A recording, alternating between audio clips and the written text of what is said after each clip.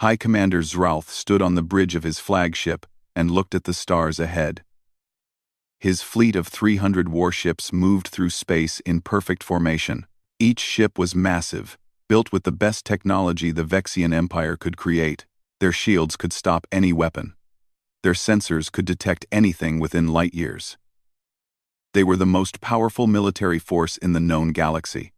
Zralth felt proud as he watched his fleet move forward. The Vexian Empire controlled 70% of the galaxy. They had conquered or absorbed hundreds of species over the past 1,000 years. No one could stand against them. No one even tried anymore. Most species simply surrendered when they saw the Vexian fleet arrive. Today was a routine patrol mission. They were checking the outer rim sectors, the far edge of known space where only primitive civilizations existed. Zralth found these missions boring. There was never any danger, never any challenge. His officers ran their scans, checked their systems, and reported that everything was normal. The science officer, a young Vexian named Krell, sat at his station and monitored the sensor displays. He had served in the fleet for only 2 years. This was his first assignment on a flagship, and he wanted to prove himself to the High Commander. He watched the screens carefully, looking for any sign of trouble. Suddenly, Krell noticed something strange. A small blip appeared on his sensor screen for just a moment, then disappeared. He frowned and ran a diagnostic check on his equipment. The systems reported no problems. He watched the screen for another minute, but the blip did not return. "High Commander," Krell said carefully, "I detected a brief anomaly on the sensors. It appeared for less than a second, then vanished." Zralth turned to look at him. "What kind of anomaly?" "I am not certain, sir. It could have been a sensor ghost, perhaps a reflection from one of our own ships." The readings were unclear. Zralth waved his hand dismissively. "Run a full diagnostic on the sensor array. These old systems sometimes create false readings. There is nothing out here that could hide from our sensors." Krell nodded and began the diagnostic. The High Commander was right, of course. The Vexian sensor technology was the most advanced in the galaxy. If something was out there, they would see it clearly. A brief blip meant nothing. 10 minutes passed. The fleet continued its patrol route. Officers chatted quietly at their stations. Some discussed their families back home. Others talked about shore leave when they returned to base. It was a peaceful, ordinary day. Then the first ship exploded. The battlecruiser Dominator, positioned on the left flank of the formation, erupted in a massive ball of fire and debris. The explosion was so violent that pieces of the ship flew in every direction. Emergency alarms screamed across every bridge in the fleet. Officers jumped to their stations, hands flying over controls. "What happened?" Zralth shouted. "Report." "Unknown, sir," the tactical officer replied, his voice shaking. "The Dominator just exploded. No warning, no distress call. Our sensors detected no incoming weapons, no energy signatures, nothing." "That is impossible," Zralth said. "Ships do not simply explode. Scan the area. Find out what attacked us." Every ship in the fleet activated their weapons and raised their shields to maximum power. Hundreds of sensors swept through space, searching for any sign of an enemy. The crews were trained warriors who had fought in many battles. They knew how to respond to attacks, but they found nothing. Space around them appeared completely empty. 3 minutes later, another ship exploded. The heavy cruiser Vengeance tore apart from the inside, its hull ripping open as fires consumed the vessel. Then another explosion, this time hitting a destroyer on the right side of the formation. Then another, taking out a support frigate near the center. Panic spread through the fleet like wildfire. Captains screamed orders at their crews. Weapons officers fired blindly into empty space, hoping to hit something. Anything. Shield operators pushed their systems to maximum, but the shields could not stop an enemy they could not detect. Zralth gripped the arms of his command chair so hard his claws dug into the metal. In all his years of military service, he had never experienced anything like this. Battles had rules. Enemies appeared on sensors, weapons left energy trails, ships fought ship to ship with honor and strategy. This was different. This was like fighting a ghost. "All ships, tighten formation," he commanded. "Move closer together. Whatever is attacking us must be small. If we stay close, we can protect each other." The fleet began to compress, ships moving within a few hundred meters of each other. It was dangerous to fly so close, but they had no choice. At least this way, if the invisible enemy approached, it would have less room to maneuver. But the attacks continued. 2 more ships exploded, both of them deep inside the formation. The invisible attacker was moving among them, slipping between the massive warships as if they were not even there. More explosions followed, each one taking lives, each one spreading more fear. "High Commander, we are losing ships faster than we can respond," the tactical officer said. "We have lost 18 vessels in the past 20 minutes. Our weapons cannot target what we cannot see. Our shields are useless against this enemy." Zralf knew the officer was right. They were being slaughtered, and there was nothing they could do to fight back.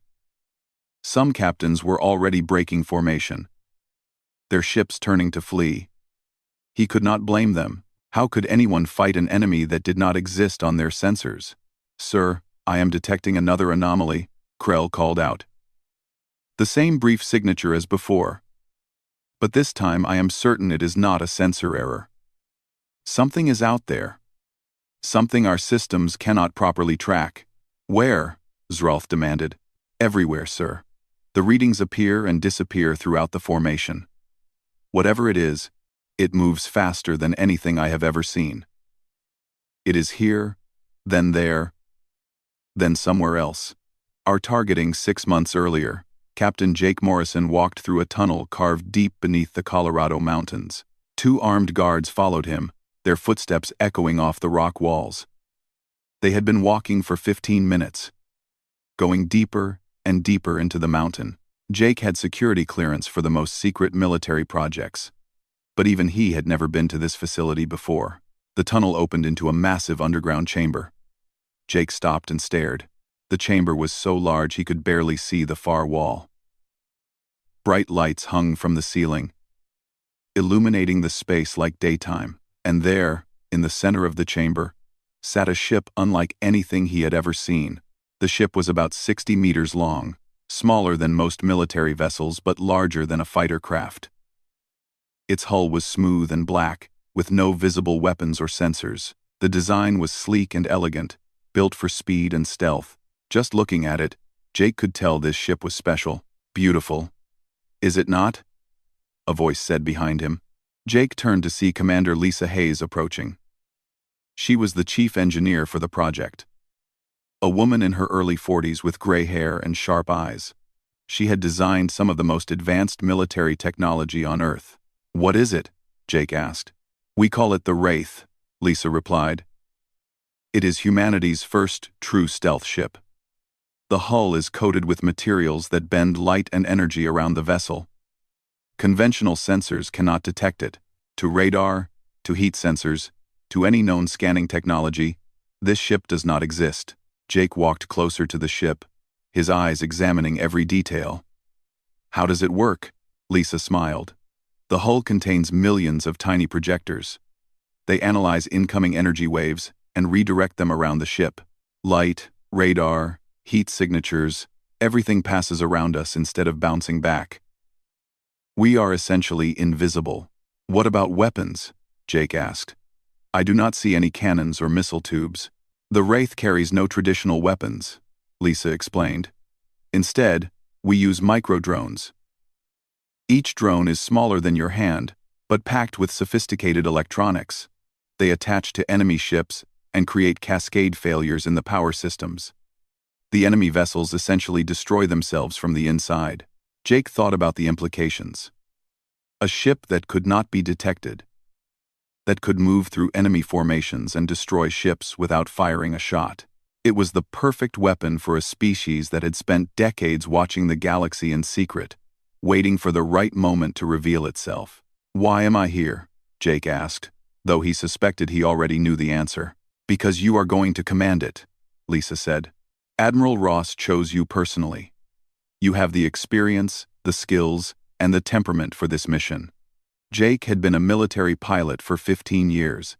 He had flown everything from fighters to destroyers. He had seen combat in the proxy wars that Earth fought in the outer solar system, conflicts that the civilian population knew nothing about. He was good at his job, but he had never commanded a ship like this. "What is the mission?" he asked. "The Vexian Empire is expanding," Lisa said quietly. "They control most of the galaxy, and their fleet is the largest military force ever assembled. Intelligence suggests they are planning to move into sectors near human space. We need to know if they pose a direct threat to Earth. You want me to spy on them? We want you to observe and assess, find out what their intentions are, learn their capabilities, and if necessary, demonstrate that humanity is not helpless prey waiting to be conquered." Jake looked at the Wraith again. The ship represented decades of secret development, countless hours of research and testing. Earth had been building technology and hiding, preparing for the day when they would finally step onto the galactic stage. That day was coming soon. "When do I leave?" Jake asked. 2 weeks. You will need a crew. Choose carefully. This mission requires people who can think independently, who can adapt to unexpected situations. You will be alone out there, beyond any support from Earth." Over the next 2 weeks, Jake assembled his team. His second in command was Lieutenant Ben Parker, a tactical officer who had spent years studying alien military strategies. Ben was quiet and thoughtful, the kind of man who saw patterns others missed. He could predict enemy movements with uncanny accuracy. The pilot was Lieutenant Amy Chen, a young woman with incredible reflexes and an instinct for navigation. She could fly through asteroid fields at speeds that made other pilots nervous. Jake had flown with her before and knew she could handle anything the Wraith could throw at her.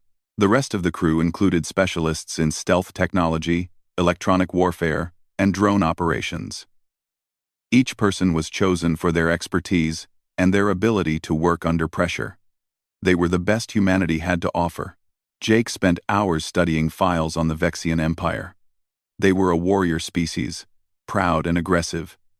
They believed in their own superiority, their right to rule the galaxy. They had conquered hundreds of worlds and absorbed countless species into their empire.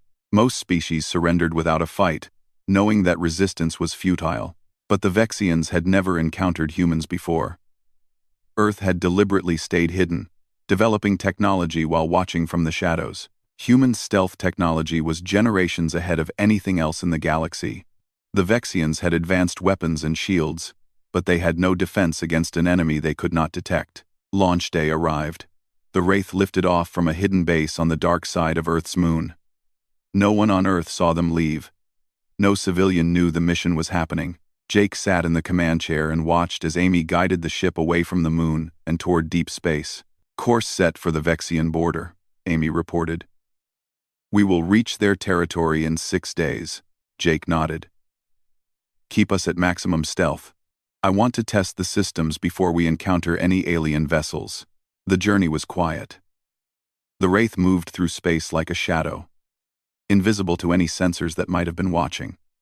Jake used the time to drill his crew, running simulations and practicing procedures. They needed to work together perfectly. One mistake, one moment of detection, and they would be destroyed by a Vexian fleet. On the 6th day, they crossed into Vexian space. Almost immediately, they encountered a patrol group of 6 warships.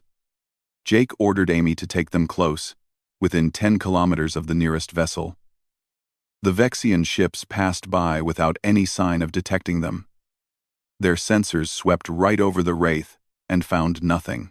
"It works," Ben said quietly. "We are actually invisible to them." Jake allowed himself a small smile. "Good. Now let us see what else we can learn about our neighbors." The Wraith moved deeper into Vexian territory.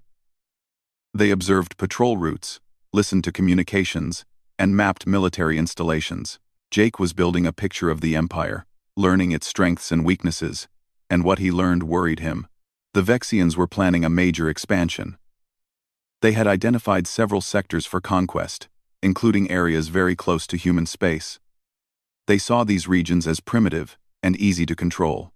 They had no idea that one of those primitive species had been watching them the entire time. Jake sent encrypted reports back to Earth, detailing everything he learned.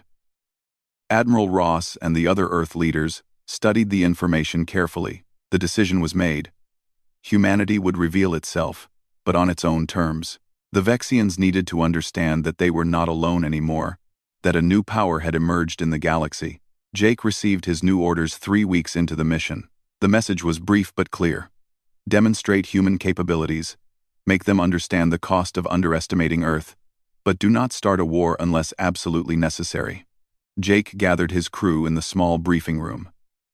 He explained the new mission parameters. They would engage a Vexian fleet, using the Wraith's stealth capabilities and drone weapons to cripple their ships. The goal was to send a message. Humanity would not be conquered, and the galaxy had changed forever. Are we ready for this? Jake asked his crew. The Wraith approached the Vexian fleet from below, using the angle where their sensors were weakest. Jake watched the tactical display as 300 enemy warships appeared on his screen. Each ship was massive, bristling with weapons and protected by powerful shields. Any one of those ships could destroy the Wraith with a single shot, if they could see it. Range to nearest vessel? Jake asked quietly. 20 kilometers and closing, Ben replied from his tactical station. Their sensors are sweeping continuously but showing no sign of detecting us. We are clean. Amy's hands moved across the flight controls with practiced ease. She guided the Wraith between 2 battlecruisers, threading the needle with only 100 meters of clearance on each side. Jake felt his heart beat faster. They were so close to the enemy now that he could see details on their hulls through the external cameras. Gun ports, shield emitters, sensor arrays. All of it was right there, just meters away. We have identified the flagship, Ben said. The largest vessel in the center of the formation. High Commander Zralth commands from that ship. Intelligence confirms he is one of their most experienced commanders. Jake nodded. That made sense. The Vexians would not send anyone less than their best to patrol this sector. They took their military seriously, even for routine missions. It was part of what made them so dangerous. Status on communications intercept? Jake asked. The communications officer, a young specialist named Danny Ross, looked up from his station. We are receiving everything they send, sir. Their encryption is good, but not good enough. I can decode any message in under 30 seconds. Start recording everything. We need to understand what they are planning. For the next 2 hours, the Wraith moved silently through the Vexian formation. Danny intercepted and decoded dozens of messages. What Jake learned disturbed him. The Vexians were not just patrolling. They were planning a major expansion into new sectors, including areas very close to human space. They had already marked several systems for conquest. Some of those systems contained primitive civilizations that had no way to defend themselves. Jake sent an encrypted burst transmission back to Earth, compressing all the intelligence they had gathered. The message would take days to reach home. But Earth needed to know what they had learned. The Vexians were more aggressive than anyone had thought.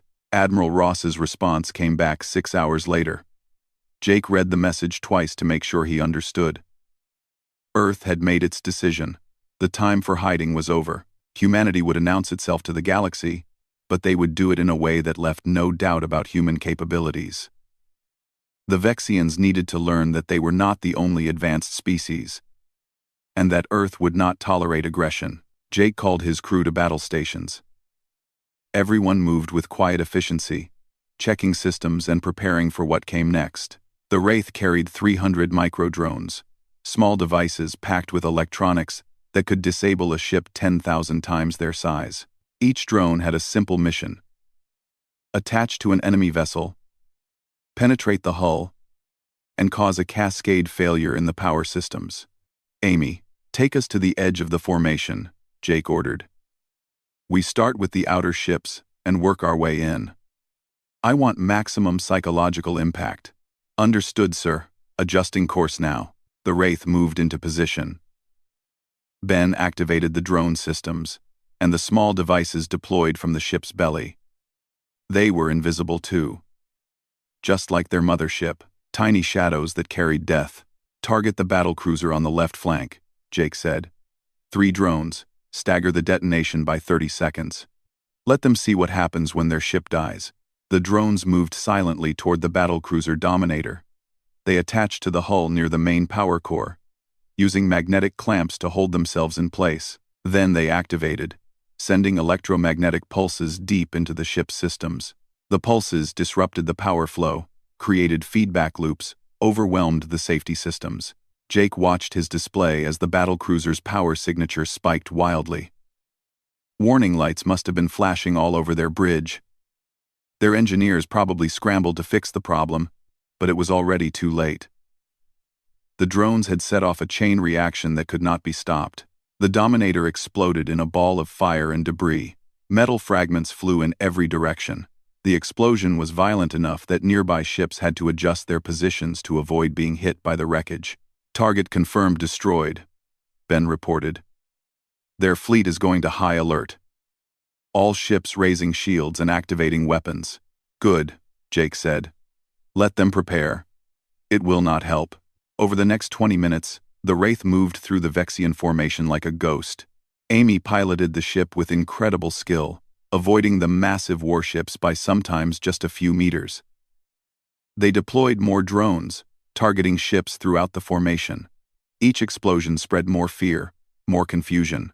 The Vexians tried everything. They tightened their formation, moving ships closer together.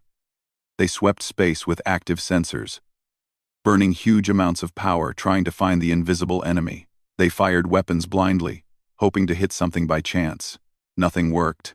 The Wraith remained undetected, and the drones continued their deadly work.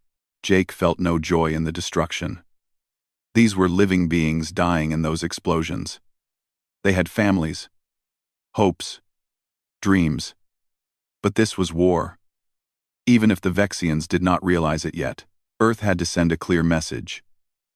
Humanity would defend itself, and would defend others who could not defend themselves. The only way to make the Vexians understand was through force. Sir, we have destroyed 18 ships, Ben reported. Their formation is breaking apart. Some vessels are fleeing. Jake nodded slowly. It was time for the next phase. Fear and destruction were not enough. The Vexians needed to understand who was attacking them and why. They needed to hear the truth. Danny, open a channel to the flagship. Use their standard military frequency. Make sure every ship in the fleet can hear this. Danny worked his controls for a moment. Channel open, sir. You are broadcasting to the entire fleet. Jake took a deep breath. This was the moment that changed everything. After this, humanity would no longer be hidden. Earth would step onto the galactic stage, and nothing would ever be the same. High Commanders Rolf, this is Captain Jake Morrison of the Earth vessel Wraith. Your fleet is being attacked by humanity, a species you have never encountered.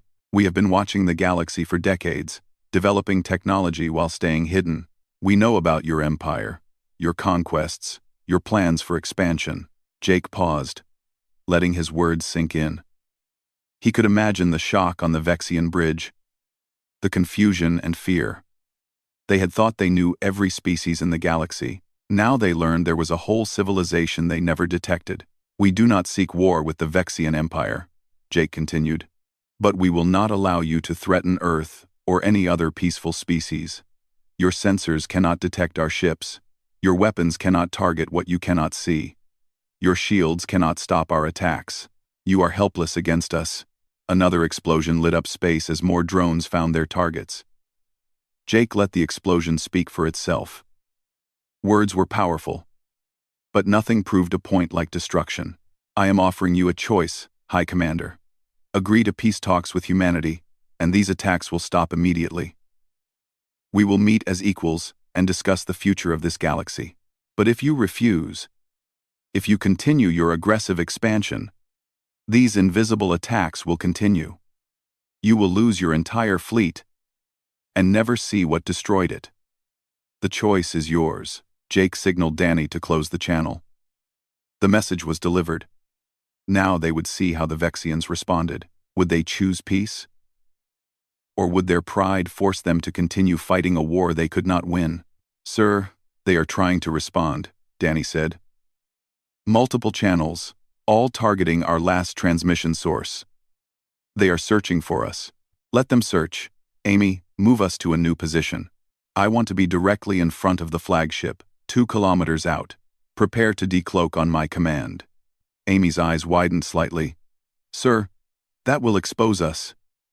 If they fire, we cannot dodge at that range." "I know," Jake said calmly. "But they need to see us. They need to understand that we are real. That this is not some kind of trick or sensor ghost.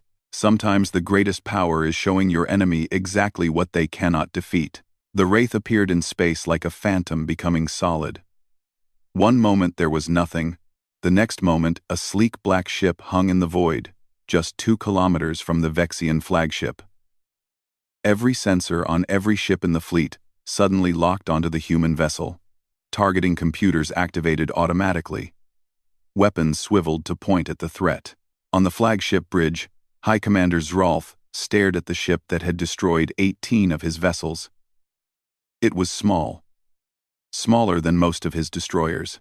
The hull was smooth and black, with no visible weapons or armor. It looked fragile, like something that could be destroyed with a single shot. But Zralth knew better. This small ship had torn apart his fleet without being detected. It was the most dangerous thing he had ever encountered. "Target locked," the weapons officer shouted. "All forward batteries ready to fire on your command, High Commander." Zralth raised his hand, stopping the order. "Hold fire." "Sir?" The officer looked confused. "The enemy is exposed. We can destroy it now." "Think, officer. That ship could have stayed invisible. It chose to reveal itself. Why would it do that unless it had confidence in its ability to disappear again? If we fire, it will vanish, and the attacks will continue. We have already lost too many ships. I will not waste more lives on a gesture of pride." Zralth understood what the human captain was doing. This was a demonstration of power, but also an offer.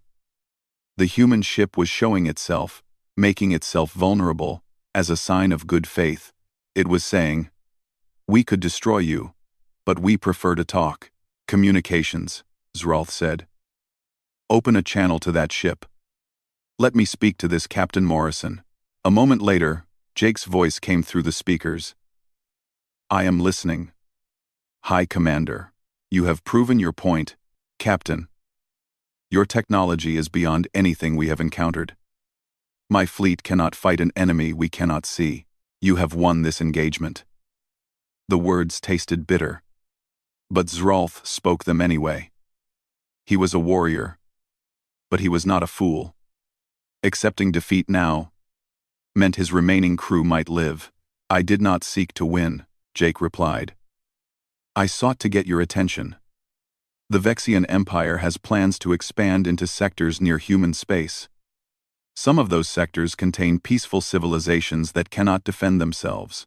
Earth cannot allow that expansion to proceed." Zralth felt anger rise in his chest. The Empire had ruled the galaxy for 1,000 years. They answered to no one. But he pushed the anger down, forced himself to think clearly. The Empire's strength came from its military power, but this human technology neutralized that power completely. Pride meant nothing if everyone was dead. "What do you want?" Zralth asked. "Peace talks. A meeting between representatives of Earth and the Vexian Empire. We will discuss boundaries, trade, and mutual respect. Humanity does not want to conquer anyone. We want to exist in peace and help other species do the same. And if the Empire refuses?" There was a pause. When Jake spoke again, his voice was harder. "Then these attacks will continue. Not just against military targets. We will disable your communication networks, your trade routes, your supply lines. We will make it impossible for the Empire to function. You will never see us, never catch us, never stop us. Is that really what you want?" Zralth looked around his bridge. His officers stared at him, waiting for his decision. He thought of the Empire, of the pride and tradition, but he also thought of his crew. of the thousands who had already died. He thought of the families who would receive news that their loved ones were killed by an enemy they could not even see. "I agree to peace talks," Zralth said. "I will send word to the Empire capital. We will arrange a meeting on neutral ground." 30 seconds, Jake said. "What? You have 30 seconds to issue the stand-down order to your fleet. Tell them not to fire on my ship when it disappears. After that, I am leaving. If any ship fires on me, I will consider it an act of hostility and resume attacks. Do you understand?" Zralth quickly issued the orders. Every ship in the fleet acknowledged, confirming they would not fire. He counted down the seconds in his head. 20, 15, 10. The human ship vanished. One moment it was there. The next moment, it was gone as if it had never existed. Sensors swept the area frantically, but found nothing. The ghost had returned to the shadows. "Maintain alert status," Zralth ordered, "but do not fire unless directly attacked. Begin rescue operations for survivors from the destroyed ships. And send a message to the capital. Tell them we have encountered a new species, one that possesses technology we cannot counter. Tell them the galaxy has changed." 3 days later, the Wraith returned to Earth. Jake brought his ship to the hidden base on the dark side of the moon, landing in the same massive underground chamber where the mission had begun. He was exhausted. His crew was exhausted. They had spent weeks in enemy territory, living with the constant fear of discovery and death. Admiral Ross met Jake in the briefing room. The Admiral was a tall man with gray hair and tired eyes. He had commanded Earth's defense forces for 10 years, always preparing for the day when humanity would have to fight for its survival. That day had come, and Jake had given Earth the victory it needed. "Report," the Admiral said simply. Jake explained everything. The Vexian fleet, the engagement, the message to Zralth, the agreement to peace talks. He left nothing out, including his decision to decloak and show the Wraith to the enemy. Some might see that as a risk, but Jake believed it was necessary. The Vexians needed to see that humans were real, not some mysterious force but actual people who could be negotiated with. "You did well, Captain," Ross said when Jake finished. "The Vexians have already sent formal communication to Earth. They acknowledge our existence and agree to negotiations. You have accomplished what seemed impossible a month ago. Humanity is no longer hiding." "What happens now, sir?" Ross leaned back in his chair. "Now we prepare for the next phase. Peace talks are just the beginning. The galaxy is full of species, some friendly and some hostile. The Vexians control most of known space, but there are others. We need allies, trading partners, and information. We need to build relationships carefully." 2. "Will we tell the public?" Jake asked. "People on Earth do not know about any of this." "Not yet. The government is debating that question now. Some believe we should announce everything immediately. Others want to wait until the negotiations are complete. Either way, the truth will come out eventually. You cannot keep something this big secret forever." Jake thought about what that would mean. Billions of people learning that aliens exist, that humanity has been watching the galaxy in secret, that Earth has the technology to fight against vast empires. Some would be excited. Others would be terrified. The world would change in ways no one could predict. "The crew performed perfectly," Jake said. "Ben, Amy, Danny, everyone. They should be recognized. They will be, when the time is right. For now, they are heroes that nobody knows about. That is the nature of this work." Jake nodded. He understood. Soldiers often fought in shadows, doing dangerous work that would never be acknowledged publicly. It did not matter. They knew what they had done. That was enough. Over the next 2 weeks, Earth prepared for the peace talks. Ambassador Sophie Grant was chosen to lead the human delegation. She was a skilled diplomat who had negotiated treaties between Earth nations for 20 years. Now she would represent humanity to an alien empire.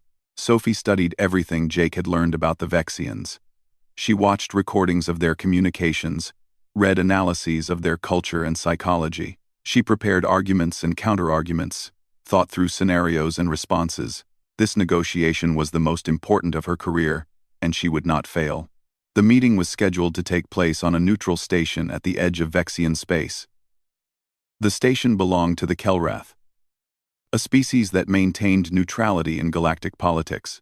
It was a safe place for enemies to talk, protected by ancient treaties that even the Vexians respected. Jake was assigned to escort Sophie to the meeting.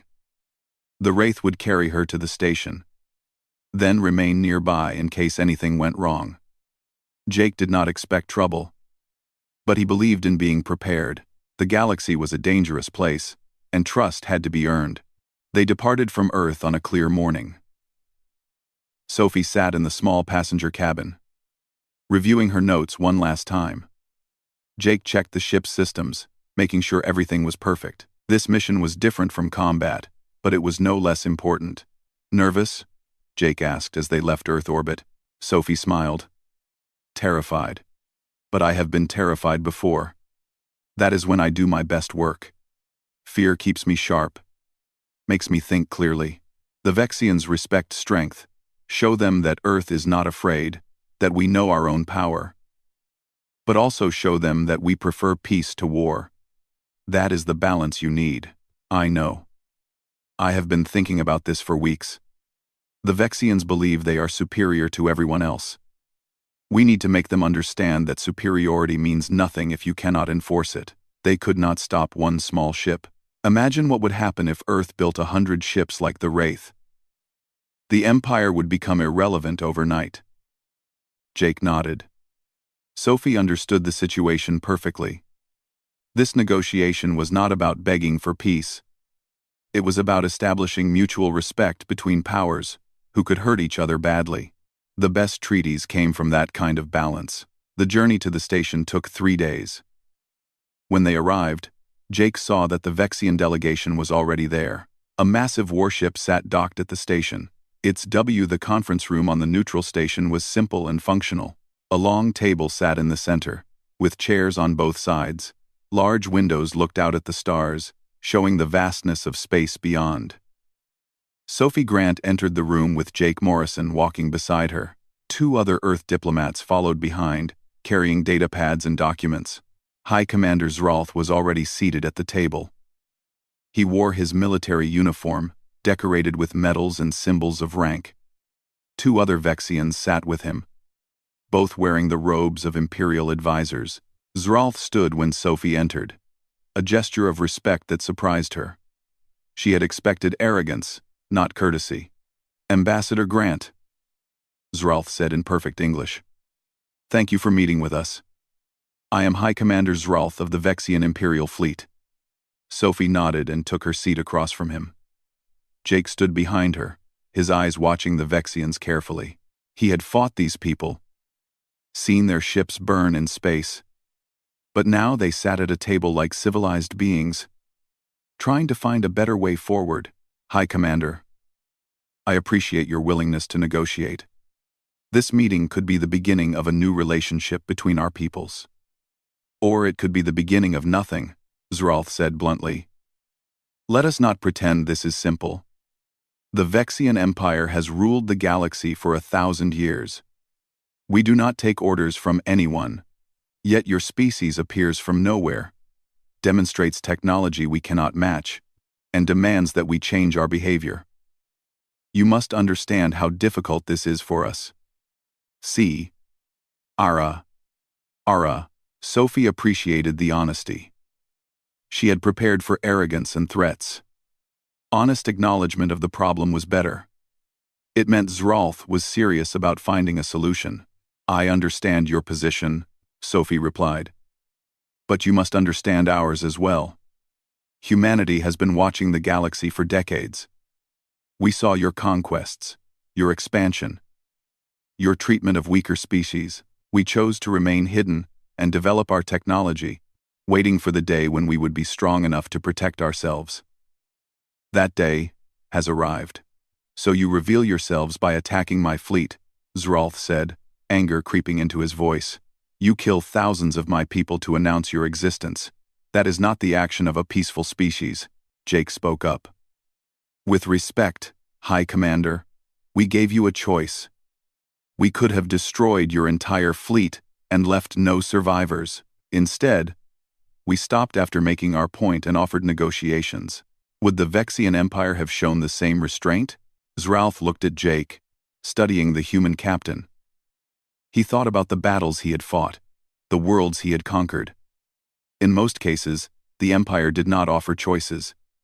They demanded surrender and destroyed anyone who refused.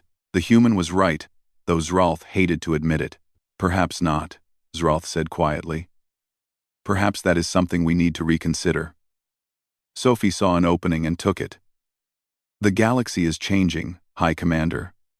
For thousands of years, power came from big fleets and massive armies. But technology is evolving faster than ever. Stealth, artificial intelligence, automated weapons. These technologies change the nature of warfare. Size no longer guarantees victory. The Vexian Empire is powerful, but that power is vulnerable to new methods of fighting. One of the Vexian advisors leaned forward. You speak of your stealth technology as if it is permanent. But technology can be countered. We will develop sensors that can detect your ships, then your advantage disappears. Maybe, Sophie agreed. But how long will that take? Years? Decades? And what will we develop during that time? Humanity did not stop researching after building the Wraith. We have other projects, other technologies. The race never ends. You will always be trying to catch up. Unless we work together, Zralf said slowly. The words seemed difficult for him, but he spoke them anyway. Unless we share knowledge and build something better than either species could create alone. Sophie smiled. That was exactly what she wanted to hear.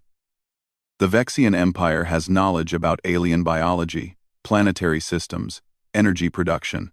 Earth has advanced stealth technology, computer systems, and medical science. Together, we could accomplish amazing things. But it requires mutual respect. It requires accepting that no single species is superior to all others. Zralf was quiet for a long moment. Sophie let the silence stretch. Knowing that this was the critical point, the High Commander was wrestling with his pride, his beliefs, everything he had been taught about Vexian superiority. She could see the internal struggle on his face. The Empire will not accept being dictated to, Zralf finally said. But perhaps we can accept partnership. If Earth agrees to respect existing Vexian territories, and if we agree to respect your boundaries, then perhaps we can build from there.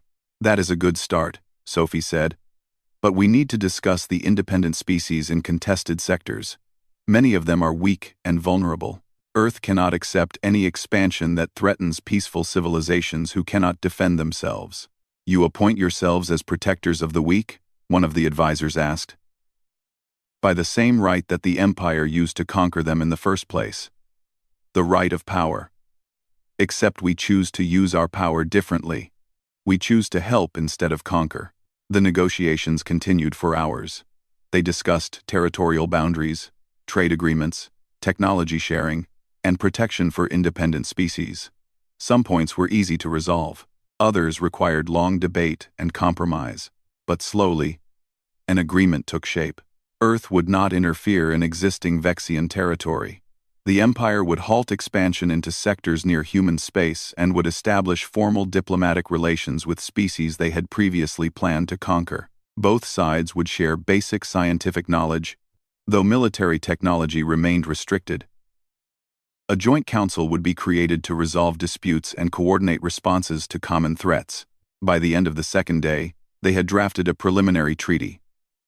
It was not perfect, but it was a foundation. Both sides could accept the terms. Though neither was completely happy, Sophie knew that was the mark of a good compromise. If everyone was a little unhappy, it meant no one got everything they wanted. There is one more thing, Zralf said as they prepared to sign the documents. I would like to meet more humans. Not diplomats or soldiers, but ordinary people. I want to understand what kind of species could build technology like the Wraith, while choosing to offer peace instead of conquest. That is unusual in the galaxy, Sophie nodded. I can arrange that. Perhaps some of our scientists could visit Vexian facilities, and some of yours could visit Earth. Cultural exchange helps build trust. Agreed. And Captain Morrison, I would like to speak with you privately before you leave. Jake looked at Sophie, who nodded her permission. He followed Zralth to a smaller room off the main conference area. The High Commander stood by the window, looking out at the stars. You are a good warrior, Zralth said without turning around. You fought with honor, even though you could have simply destroyed us all. That shows strength of character. Thank you, High Commander. Your willingness to negotiate shows wisdom. Many commanders would have chosen pride over survival.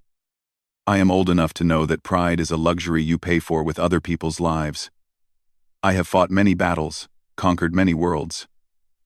I thought I understood war. Then you showed me I understood nothing.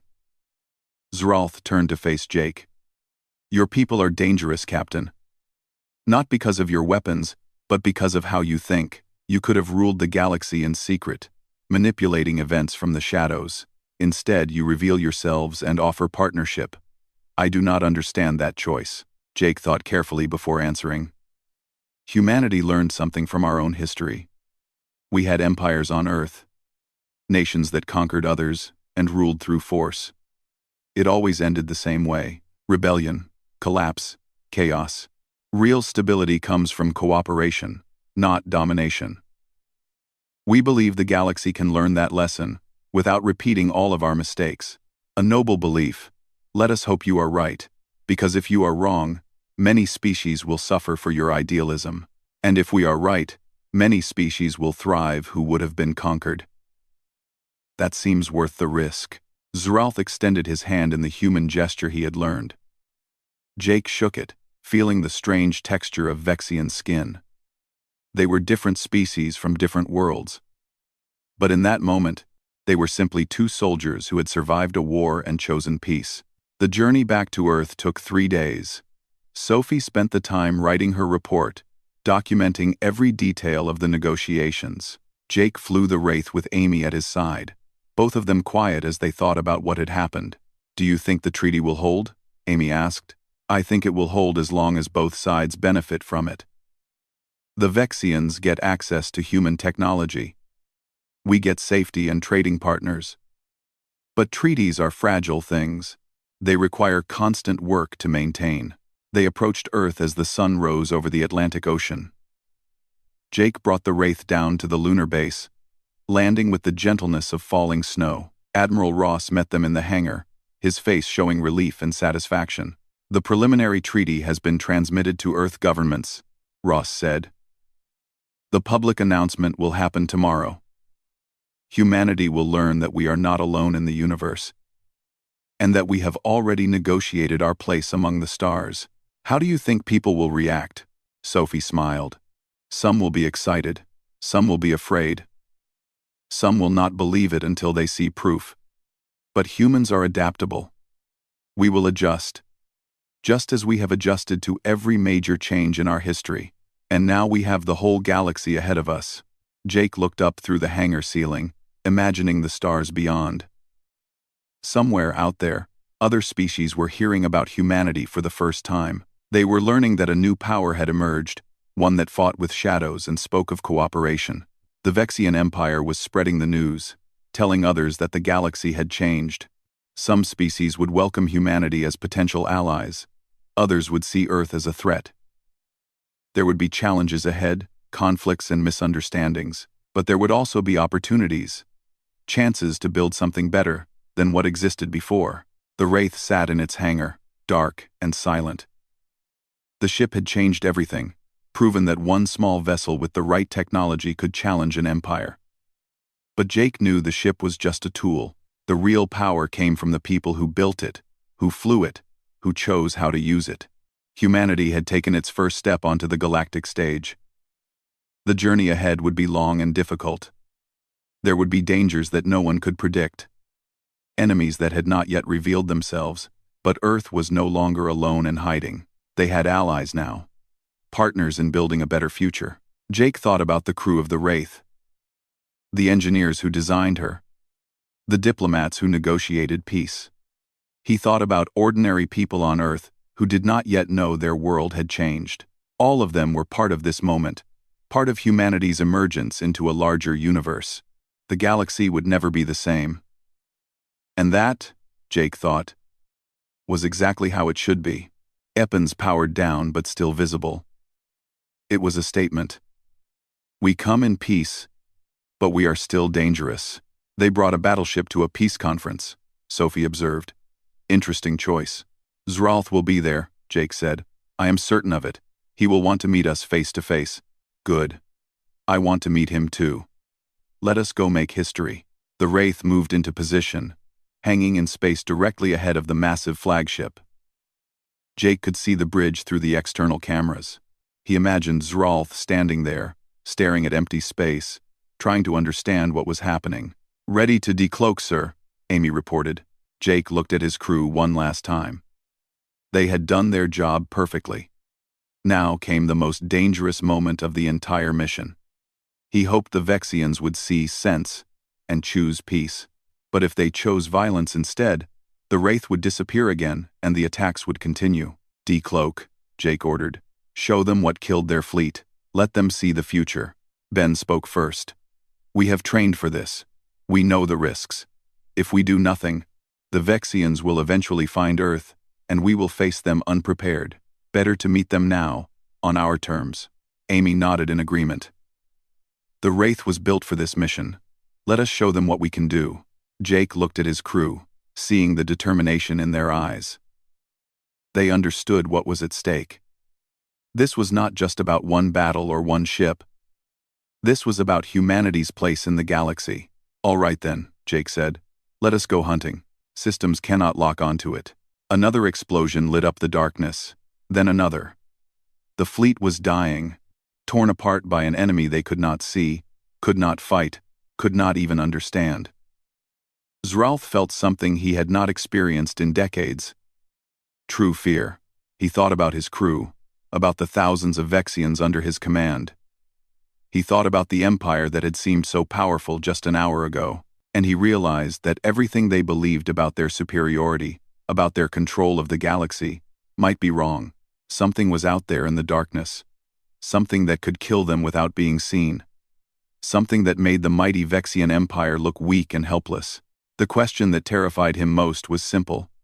What kind of enemy could do this?